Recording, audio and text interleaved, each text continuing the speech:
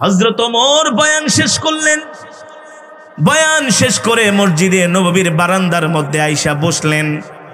হঠাৎ করে দুইজন যুবক দৌড়ে আসছেন হযরত ওমরের কাছে। আমিরুল মুমিনিন, খলিফাতুল মুসলিমিন, আমাদের অনেক বড় দুর্ঘটনা ঘটে গেছে।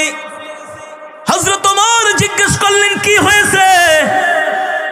আমিরুল মুমিনিন, আমার বয়োবৃদ্ধ বাবা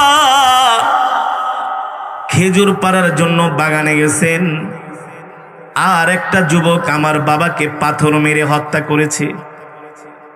আমার বাবাকে পাথর মেরে দুনিয়ার জমিন থেকে বিদায় করে দিছে।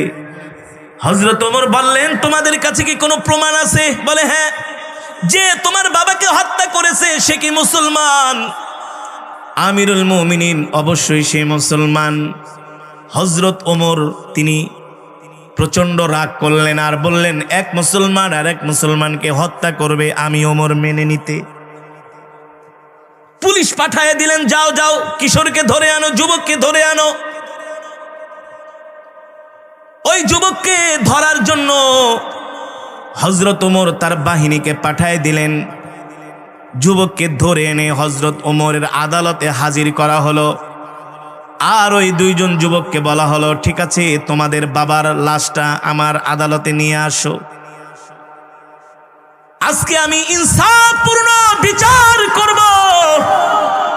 আল্লাহ কোরআনের মধ্যে আয়াত নাজিল করেছেন, ইন্নাল্লাহা ইয়া'মুরু বিল আদলি ওয়াল ইহসান ওয়া ইতা'i যিল কুরবা ওয়া ইয়ানহা আনিল ফাহশাই ওয়াল মুনকারি ওয়াল বাগই।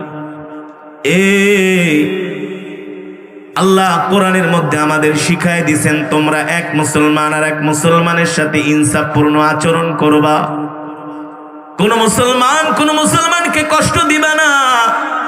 আত্মীয়তার সম্পর্ক তোমরা ছিন্ন করবা না। আত্মীয়তার সম্পর্ক তোমরা বজায় রাখবা।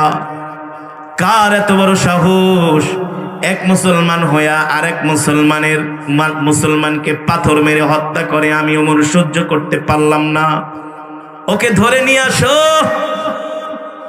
কেন সে এই ব্যক্তির উপরে রহম করলো না?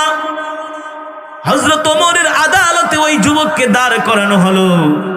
আমিরুল মুমিনিন, খলিফাতুল মুসলিমিন যুবককে ডাক দিয়া বললেন, তাল আইয়ুহাস শাবাব, এ যুবক, তাল হিনা, এদিকে আসো।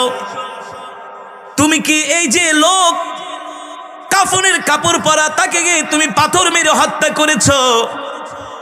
ওই যুবক কোনো মিথ্যার আশ্রয় নেয় নাই, সে ছিল মুসলমান। মুসলমান কখনো মিথ্যা বলতে